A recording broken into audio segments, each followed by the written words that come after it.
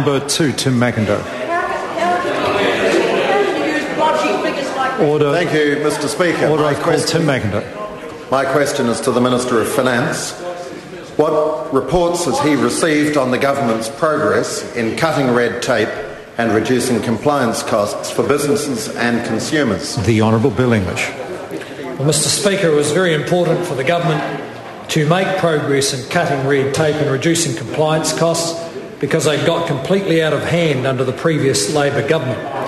MED today issued its first report measuring the government's progress since 2008, which estimates the government is on track to reduce compliance costs by around $250 million. This will be partly offset by an estimated $50 million of new costs related mainly to strengthened rules for financial advisors, anti-money laundering measures and farm animal identification and tracing. So we're making some progress. We have a great deal more to make, and I want to acknowledge the significant contribution of the Minister of Regulatory Reform, Rodney Hyde. Tim Macindoe. Thank you, Mr. Speaker. To the Minister, why is it important to reduce red tape and improve the quality of regulation? The Honourable Bill English.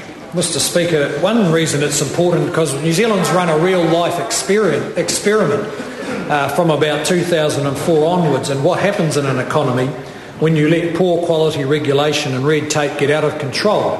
It strangles your export sector and helps drive the economy into a speculative bubble which has leg roped our opportunity to make more economic progress now. Good quality regulation improves the lives of citizens, encourages investment, helps create more jobs and lifts incomes. And we have a great deal more to do in that respect. Tim Macindoe. Thank you, Mr. Speaker. Further supplementary. What steps has the government taken to reduce compliance costs and improve regulation for businesses and consumers? The Honourable Bill English. Well, Mr. Speaker, we have, we could go through a list of the huge efforts we've had to make to untangle the mess left by the last government, but there are a number of examples of positive measures the government has been able to take. We've streamlined resource management regulations, abolished gift duty, eased financial reporting requirements for small businesses, reduced air passenger waiting times at customs by introducing the smart gate passport control. These are just some of the measures designed to free up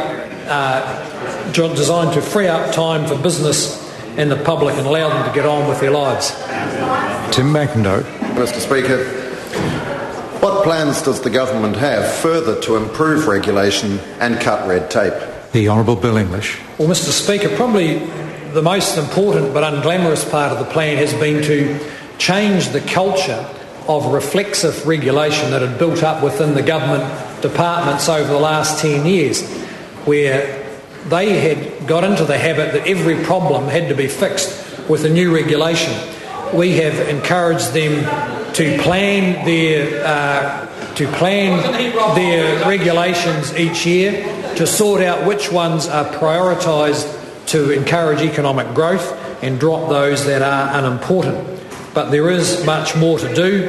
The government has got specific changes underway to the Building Act, the Resource Management Act and the Securities Act, and we intend to publish progress reports annually. Question number 3, the Honourable... I beg your pardon, Dr Russell Norman. Thank you, Mr. Speaker. Is the Minister aware that the lack of proper regulations, aka red tape, has made New Zealand an easy target for overseas criminals using the company registration process to set up bogus companies to facilitate money laundering, tax evasion and fraud internationally? The Honourable Bill English. Mr. Speaker, I understand there has been some concern in that respect, and there have been measures taken recently which we're yet to legislate from. There's a bill coming before the House to deal with some of those issues. The government has spent quite a bit of time in getting the anti-money laundering international requirements into place, and that will also help. Dr Russell Norman. Thank you, Mr. Speaker. How long will it be before the government introduces regulations, aka red tape, to introduce new law to close these loopholes in the company registration process and stop the damage being done to our reputation as a good place to do business? The Honourable Bill English. Mr Speaker, I understand that legislation will be introduced before the House rises for the election. Question number 3, the Honourable Ruth Dyson. Thank you, Mr Speaker.